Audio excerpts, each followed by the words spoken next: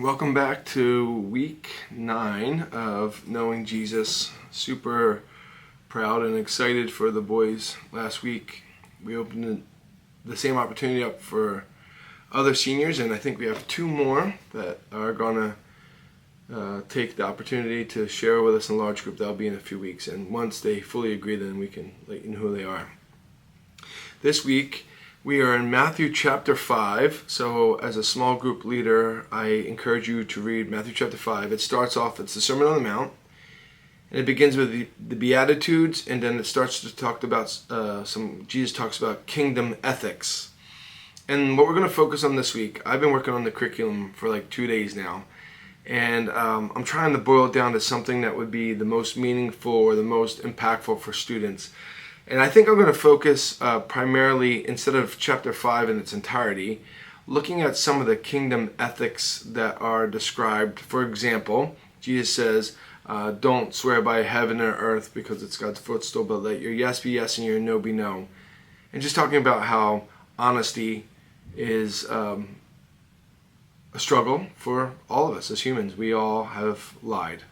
And the essence of this section is the idea that the law penetrates beyond our actions and it gets to our attitudes and our intentions of our heart. For example, you've heard it said, do not murder. And then Jesus said, but I tell you, if you've been angry. So murder is the action or the deed. Anger or some other motivating fact is what causes people to do the act of murder.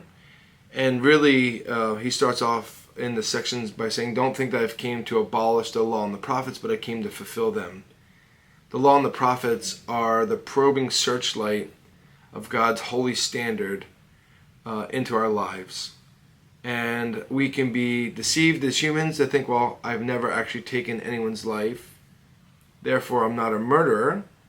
And Jesus in the Sermon on the Mount pulls the cover back on that and says, yeah, but you've been angry with your brother. And that is just the precursor to murder.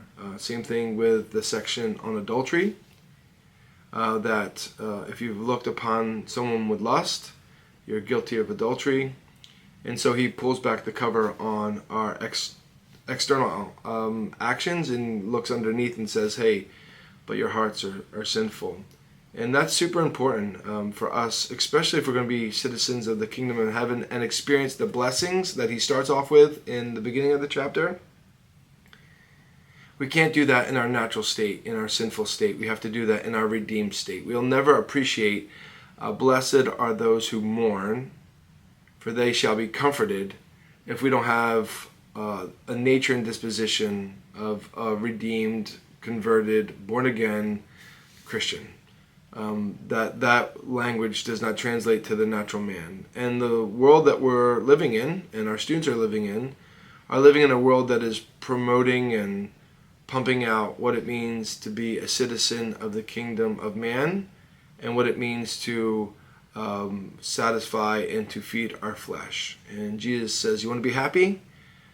You're not going to be able to pursue the pathways of happiness that the world does. And so that's a huge topic, and we're not going to be able to cover all that tonight.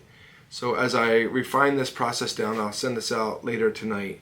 But I wanted to get this out first to kind of give you a heads up of what to read.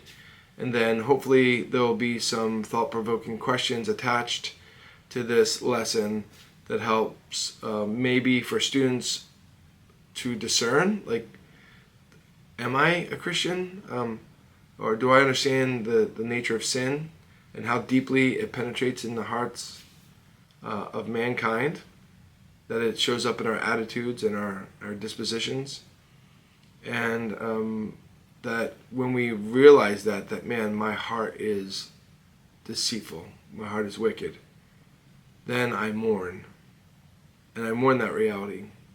And as I mourn that reality, the promise is that I shall be comforted through the grace and the mercy of Jesus Christ.